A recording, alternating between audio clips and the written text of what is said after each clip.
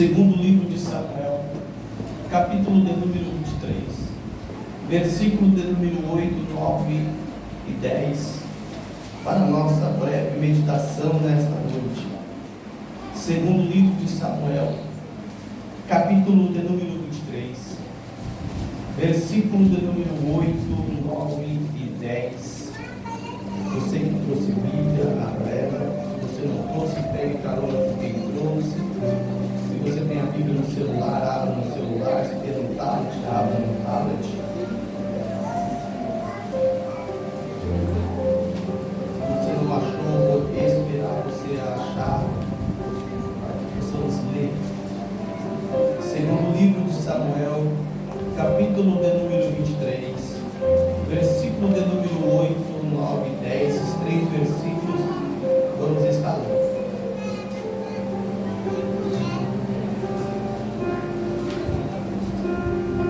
Quem achou, diga amém. Amém.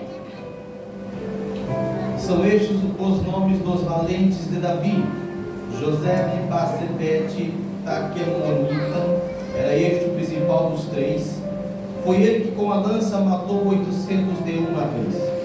Depois dele, Eleazar, filho de Dodô, filho de Aui, um dos três valentes que estavam com Davi, quando desafiaram os filisteus que se havia reunido para a peleja, enquanto os homens de Israel se retiravam. Este se levantou e feriu os filisteus, até lhe cansar a mão e ficar pegada a espada. Naquele dia, o Senhor operou um grande livramento, e o povo voltou para junto de Eleazar, somente para tomar os despojos. Amém? Amém. Por favor, pode se assentar. Glória a Jesus. Meus irmãos, eu tenho certeza que todos vocês conhecem a história de Davi. Desde a mais tenra idade, nós ouvimos sobre a história de Davi. É falada, é pregada, até mesmo você já deve ter ministrado sobre a história de Davi. Logo você vai concordar comigo que Davi, ele foi um grande conquistador em suas batalhas.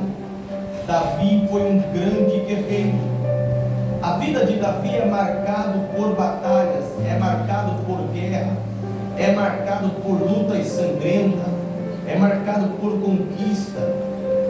A vida de Davi é marcada por muitas batalhas contra um inimigo que desde os primórdios ele se declara sendo inimigo de Israel. Quem é? Os filisteus.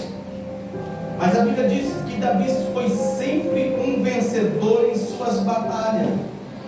E na maioria dessas batalhas que Davi vence, ele não vence sozinho.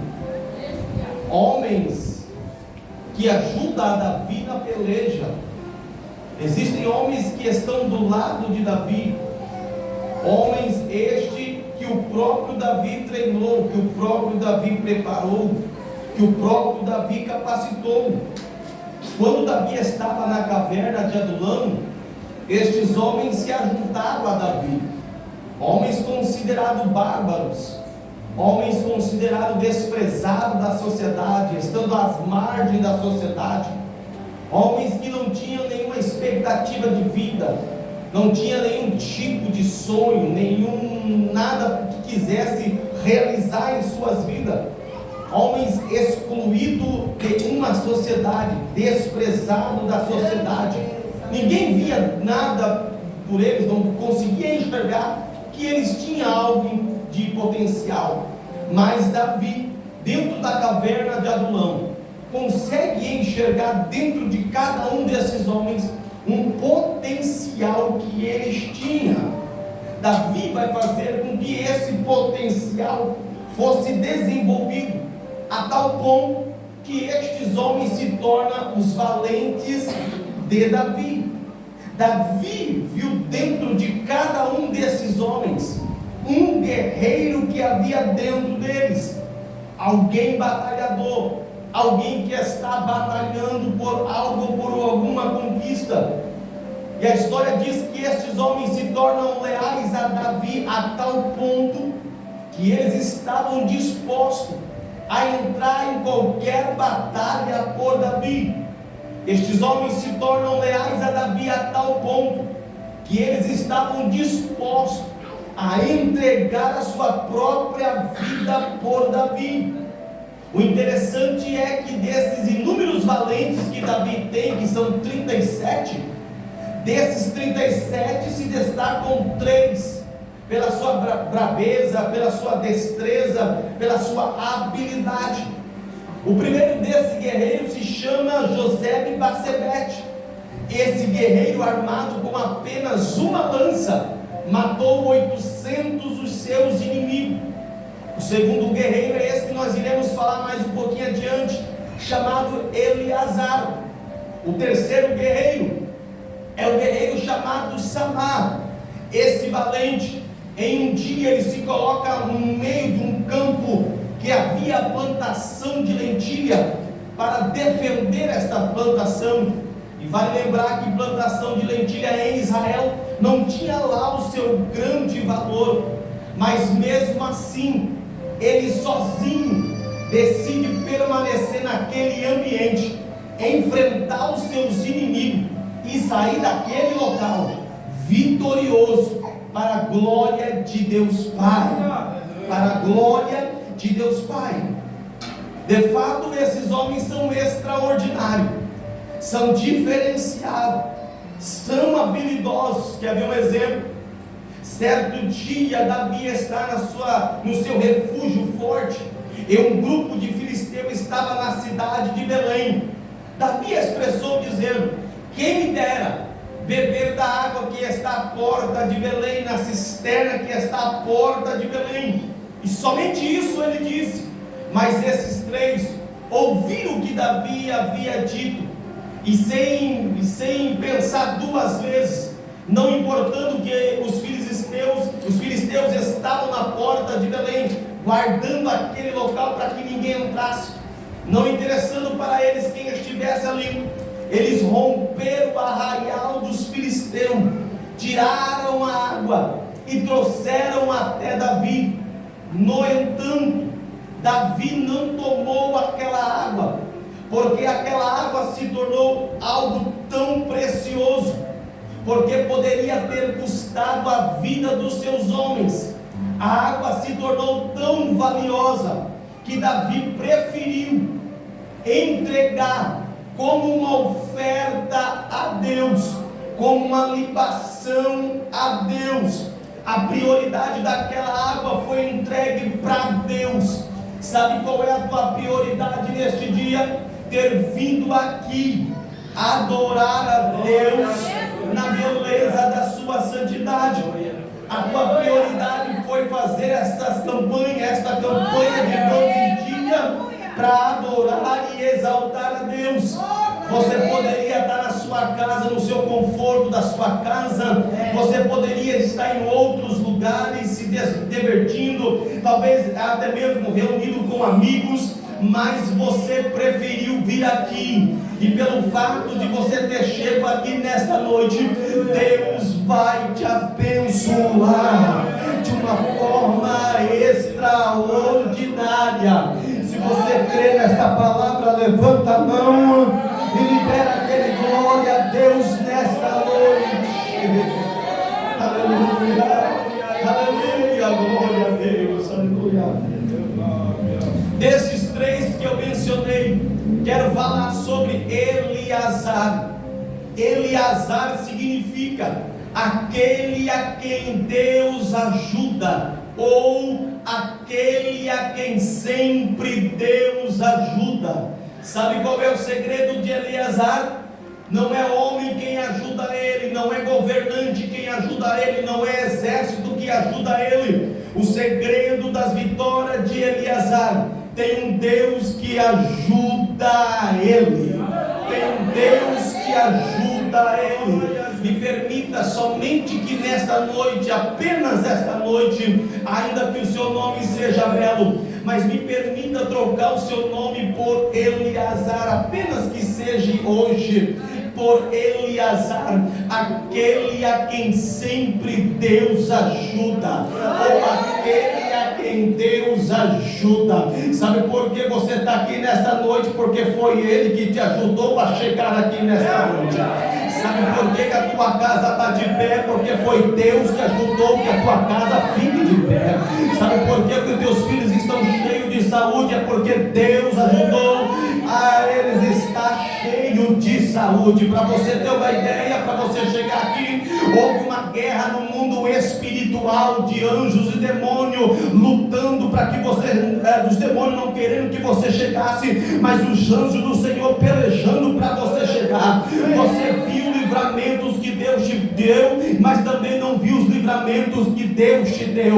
O inimigo queria colocar tropeço, não deixar você chegar, armou cilada, armou acidente, mas os anjos do Senhor abriram o caminho para você chegar aqui nesta noite e adorar e exaltar na beleza da sua santidade.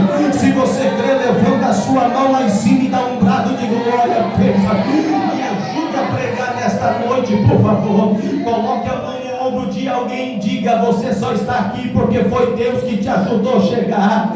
Você só está de pé porque foi Deus que te colocou de pé. Você só está naquela porta de emprego porque foi Deus que te colocou lá dentro.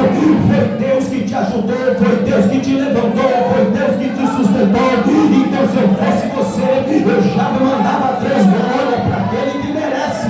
Se você crê que é Ele que ajuda, dê glória a Deus, exalte a Deus, glorifica a Deus, porque foi Ele que te ajudou a chegar aqui nesta noite. Foi Ele que te ajudou a chegar aqui nesta noite. Aleluia, aleluia, aleluia. Glória a Deus, aleluia. O segredo da nossa vitória é porque tem um Deus que nos ajuda, tem um Deus que nos sustenta, tem um Deus que nos coloca no caminho certo. Por isso que você é vitorioso. A Bíblia diz que nós somos mais do que vitorioso. Mais do que vitorioso. Se Deus te colocasse apenas vitorioso, Ele estaria igualando a gente como qualquer homem terreno. Porque você é vitorioso e você consegue conquistar as suas habilidades normais, humanas, você consegue adquirir as suas coisas.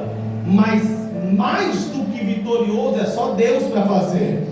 É só Deus para colocar, é só Deus para fazer você muito mais do que vitorioso. Além de você ser abençoado na terra, no mundo físico, no mundo espiritual e espiritual, você também está abençoado. A riqueza espiritual está sobre a tua casa, sobre a tua vida, sobre a tua família.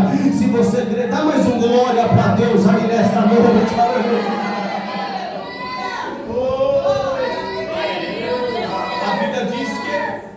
Há um momento de guerra, os filisteus vêm contra Israel e eles vão até um vale chamado Pas-damim. Este vale Pas-damim significa fortaleza de sangue. A bem da verdade, os filisteus são sempre inimigos declarados de Israel. Se você ler o Antigo Testamento, você vai ver que os filisteus contra Israel, e os filisteus invadem Israel. E os filisteus querem levar o ouro de Israel, querem levar a prata de Israel, querem levar o bronze de Israel, querem levar os filhos de Israel, querem levar a nobreza de Israel, querem levar as riquezas de Israel. Os filisteus são sempre inimigos declarados de Israel. Então Israel desce para o vale de Pas-damim para batalhar contra os filisteus, para proteger o que eles têm.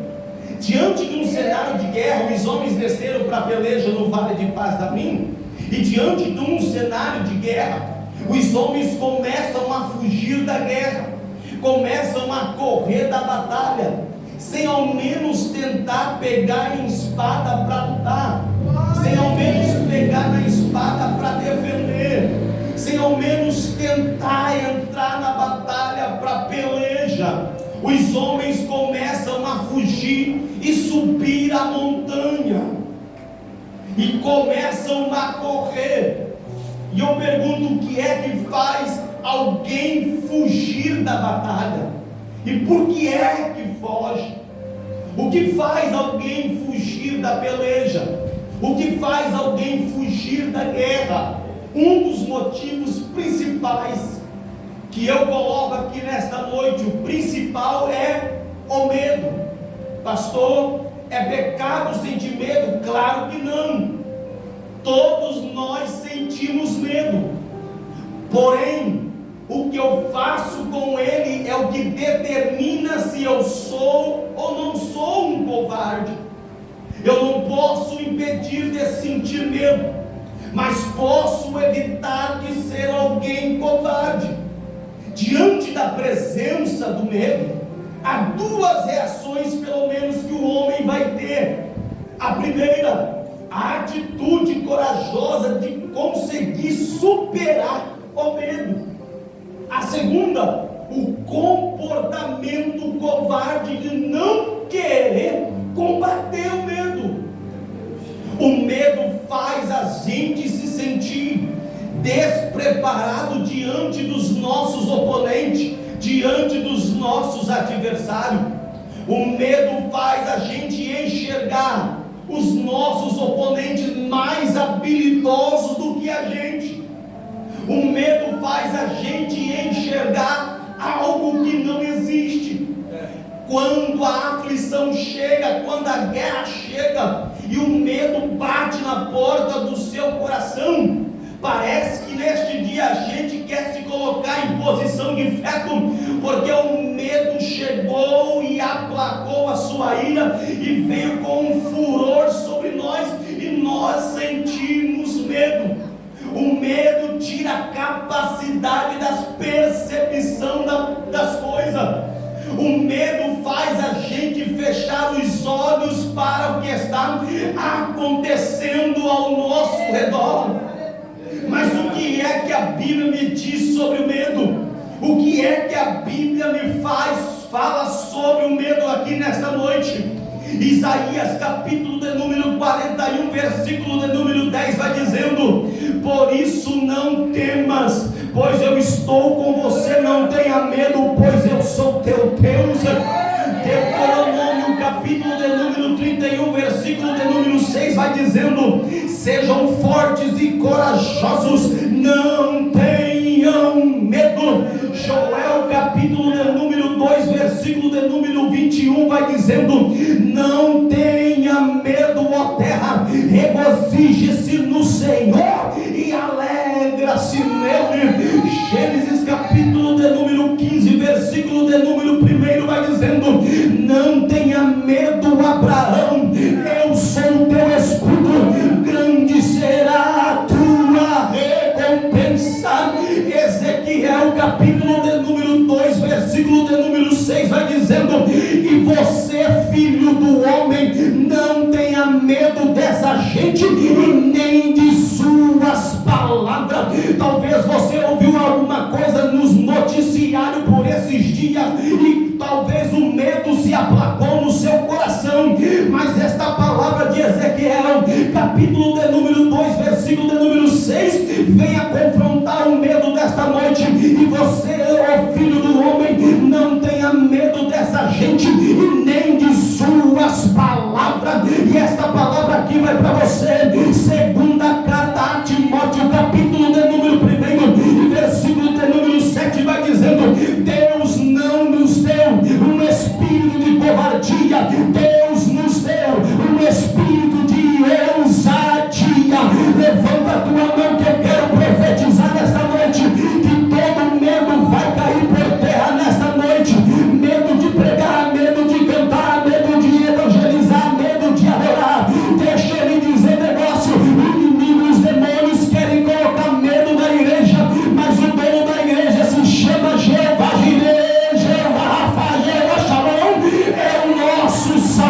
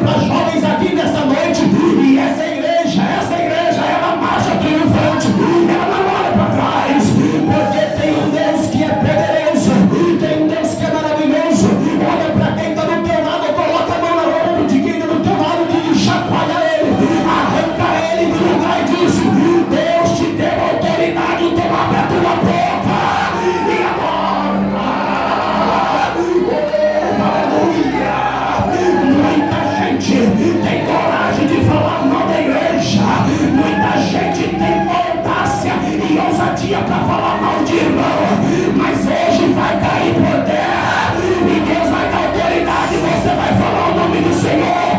Esta cidade de Guia Lopes da Laguna está sendo impactada pelo próprio Deus, através da sua vida. Quem crê, levanta a mão para dar glória. Agora Deus,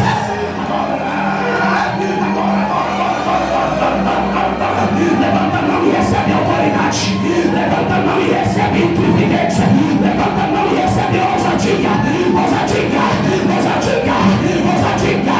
Jesus vai batizar crente aqui, Jesus vai batizar irmãos aqui, agora.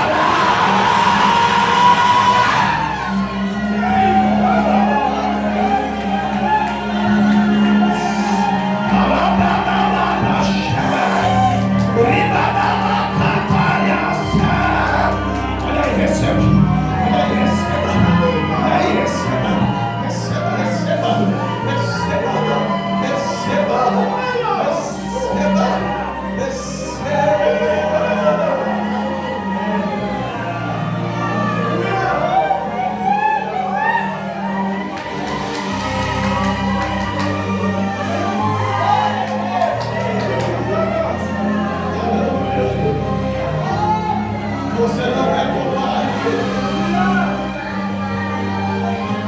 Você é filho de Jesus.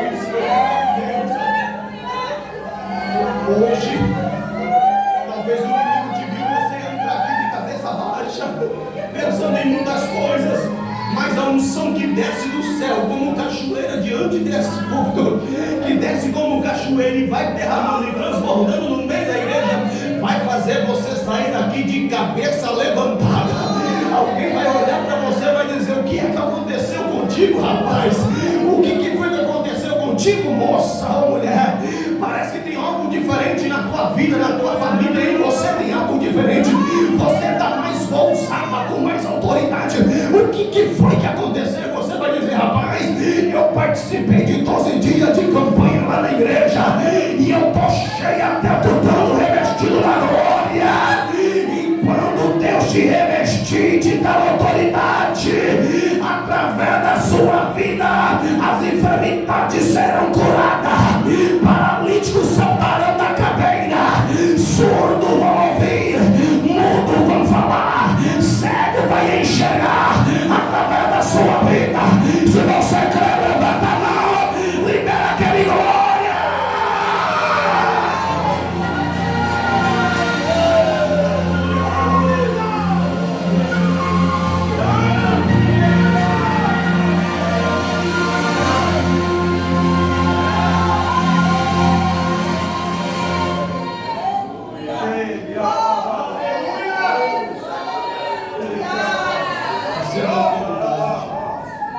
Receba a autoridade de Jesus. A Bíblia diz que enquanto os homens fugiam, Eleazar manteve-se firme e posicionado na guerra. E por que é que ele se mantém firme? Porque toda guerra vai exigir um posicionamento. Você precisa se posicionar nesta guerra.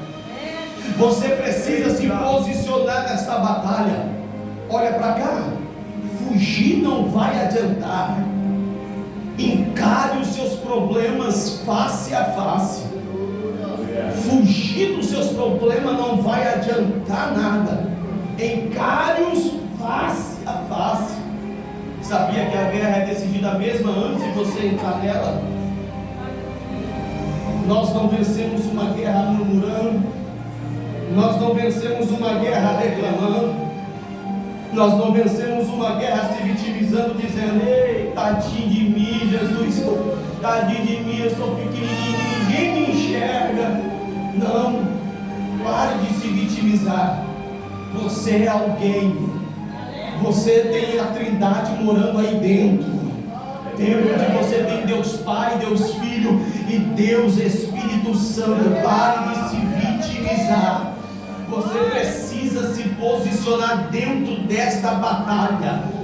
Enquanto a maioria está fugindo, Eleazar decide se posicionar, porque a minha motivação não está na massa, A minha motivação não está na atitude da maioria, porque ainda que a maioria está fugindo, está olhando para trás, o meu Jesus deu uma ordem: eu tenho que continuar avante, eu tenho que continuar avante, seguir adelante, oh glória.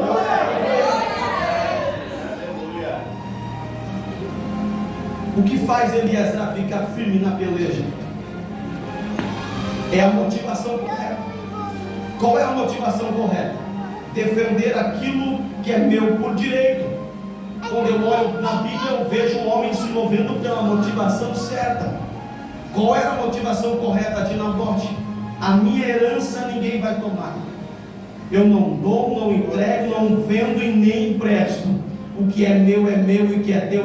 Guarda o que Deus te deu. Qual era a motivação correta de Josué? Entrar na terra que emana leite e mel. Isto lhe movia ele. Qual é a motivação correta de Abraão? Ter um herdeiro e confiar nas promessas de Deus. Qual era a motivação correta de Eliezer? Defender Israel. Ele está dizendo: nenhum filisteu vai tocar naquilo que é meu. Nenhum filisteu vai entrar de dentro da minha casa. Nenhum filisteu vai entrar e tocar naquilo que é meu. Porque o que Deus me deu é meu e ninguém toca e não dou e não empresto. Sabe o que Deus está dizendo para alguém aqui nesta noite?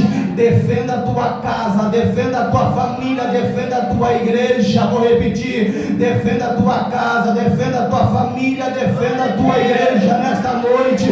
O que é teu, foi Deus que te deu. Guarda a comunhão com Deus, defenda a sua comunhão com Deus, defenda a sua adoração com Deus. O inimigo está querendo arrancar, mas nesta noite ele vai cair por terra e o nome do Senhor será glorificado nesta noite. Levanta a sua mão e dá um brado de glória a Deus nesta noite.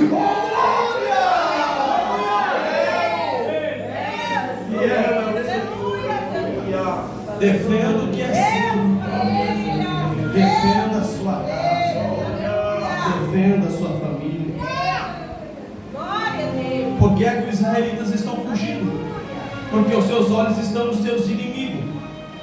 E por que é que Eliezer decide continuar lutando praticamente sozinho?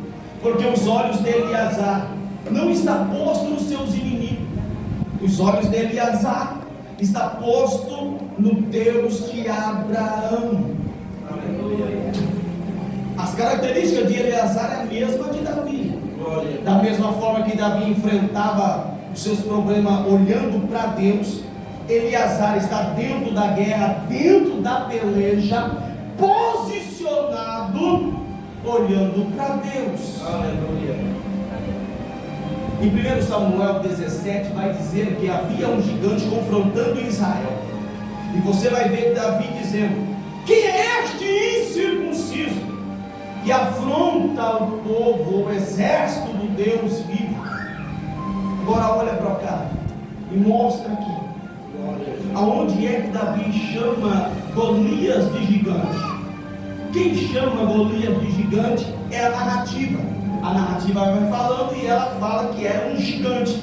Mas Davi chama ele de incircunciso. Quando Davi está dizendo: quem é este incircunciso? Ele está falando: quem é este homem que não tem aliança com Deus e nem pacto com Deus, que está afrontando o exército do povo de Deus que tem pacto e aliança com Deus? Sabe o que a Bíblia está dizendo?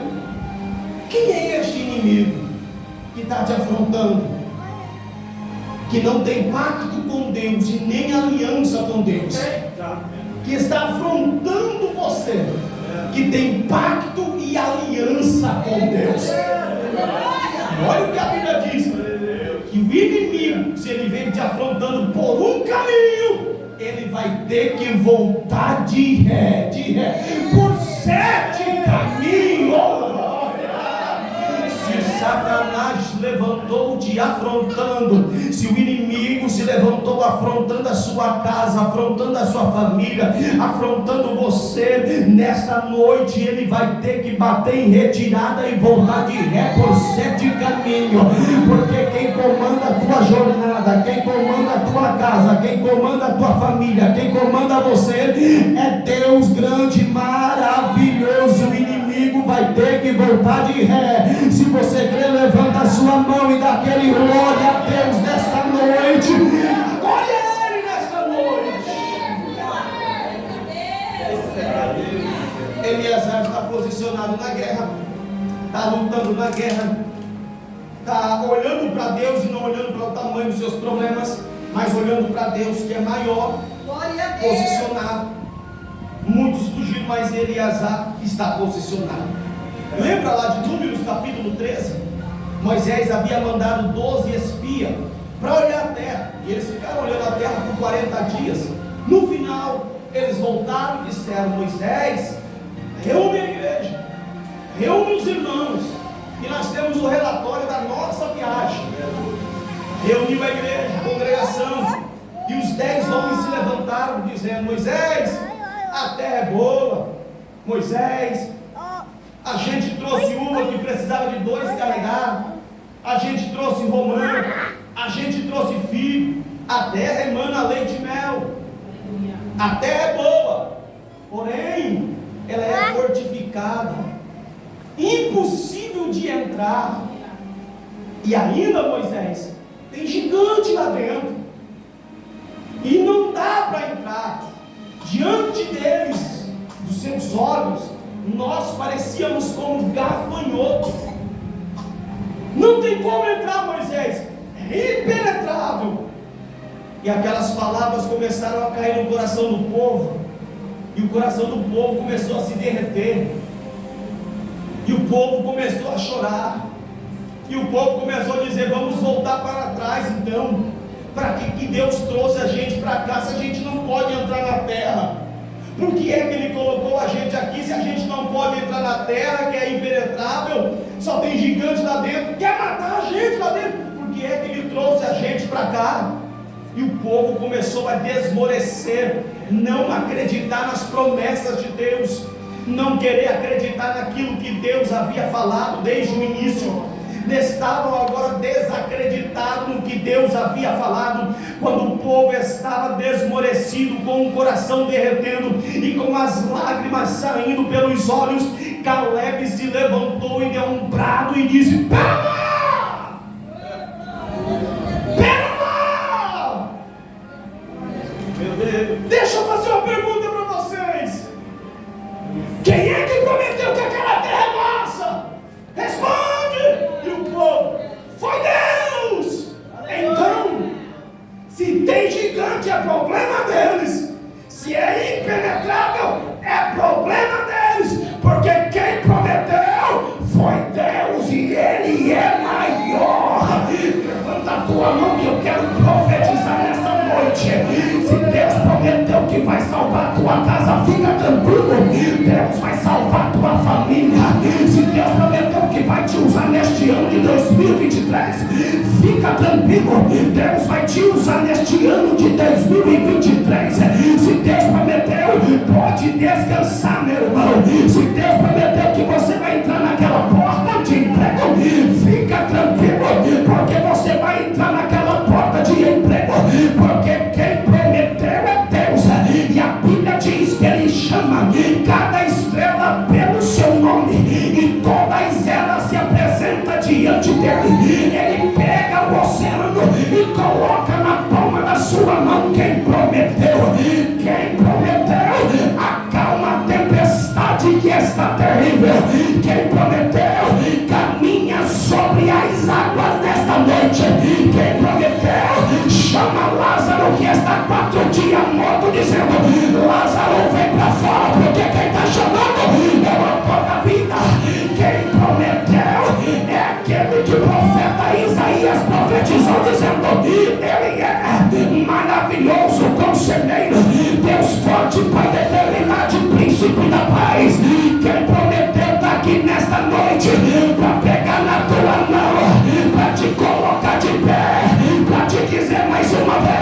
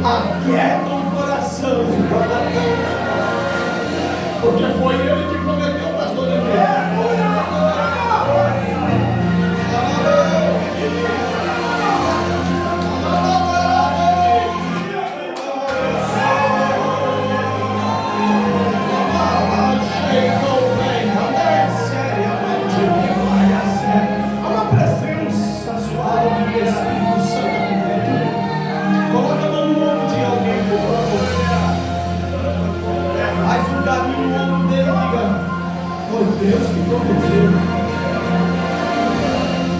Diga mais forte, foi Deus que prometeu. Deixa eu ver quantos creem, deixa eu ver quantos creem, deixa eu ver quantos creem. Se foi Deus que prometeu que vai curar a tua casa, eu creio, Ele vai curar a tua casa. Se foi Deus que prometeu que vai te levantar deste ano, Ele vai te levantar deste ano. Ele prometeu, Ele é fiel para cumprir. Ele não é homem para que minta, nem filho do homem para que se arrependa. Havia dito, não cumpriria. Havia falado, não queria cumprir, não cumpriria. Foi Ele que prometeu. Se Ele prometeu, meu irmão, vai para casa, coloca a cabeça no travesseiro e durma tranquilo, porque foi Deus que prometeu. Oh, levanta sua mão para dar glória, que eu estou sentindo Jesus aqui. Oh, Jesus está aqui dentro desta noite. Ele prometeu que essa obra vai ser grande nesta cidade. Ele prometeu que esta obra vai ser grande nesta cidade, vai ser reconhecida nesta cidade. E eu quero profetizar debaixo dessa palavra profética. Deus está preparando o melhor lugar para este local de uma forma extraordinária. Deus vai colocar um terreno tão grande para construir uma igreja tão grande que muitos olharão e vão dizer: como é que pode fazer isso? Mas quem prometeu é o dono do ouro e da prata. Levanta sua mão e adora. Levanta sua mão e adora. Levanta sua mão e adora. Levanta sua mão e adora. Jesus vai curar neste momento aqui, ó. Jesus vai curar neste momento aqui, ó. Agora Jesus toca nesse corpo desta pessoa agora. Essa dor que você está sentindo agora que Jesus acabou de me falar que você está sentindo uma dor aí no seu corpo. Eu vou contar até 3 e essa enfermidade vai bater em retirada. É 1 em nome do Pai, é 2 em nome do Espírito Santo, é 3 em nome de Jesus Cristo. Cai por terra toda dor agora em nome de Jesus agora. Levanta sua mão e adora Jesus.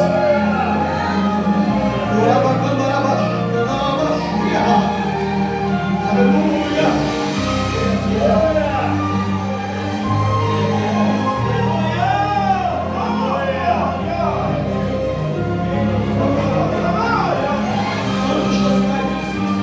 Quando Caleb falou isso, no versículo mais adiante, mais para frente, Caleb declarou isso e Deus falou para ele, afirmando uma promessa, dando uma palavra profética para ele. E assim diz o Senhor: todavia, meu servo Caleb, visto que demonstra ter um outro espírito de ousadia, de intrepidez, e me segue com confiança e integridade. Olha só a palavra de Deus, ó. Eu o farei. Eu o farei entrar na terra que foi observada. Aleluia. Sabe o que Deus está dizendo para você aqui? Eu o farei. Você possui a bênção que você está tanto querendo. Eu o farei. Você tomar posse desta tua bênção. Oh, se você crer, por favor, levanta a sua mão. Receba esta palavra. Eu o farei. Possuir a bênção que você tanto almeja. Eu o farei possuir a bênção que você tanto deseja. Receba esta palavra em nome de Jesus. Em nome de Jesus.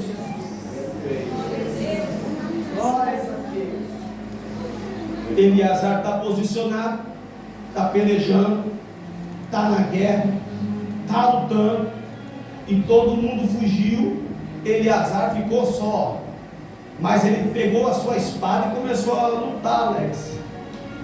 Lutando, pastor Emílio. E a sua espada, lutando.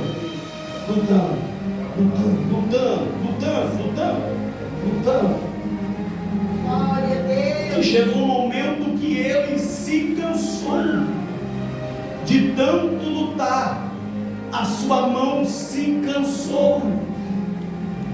Olha para cá, todo valente se cansa, luta tanto que chega uma hora que cansa.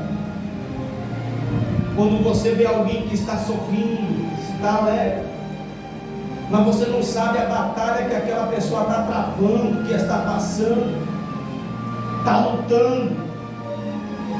Cansar faz parte do processo natural daqueles que estão em guerra. Cansar faz parte do processo natural daqueles que estão em guerra. São muitos anos lutando pelo casamento, chega uma hora que cansa.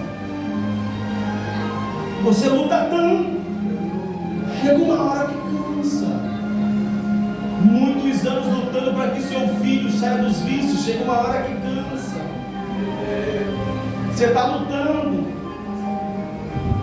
tantos anos lutando, e você sozinha sendo coluna desta casa, chega uma hora que cansa. Luta tanto, que cansa. Cansar faz parte. Você não é robô, você não é super-homem nem super-mulher, você é ser humano. Cansar faz parte.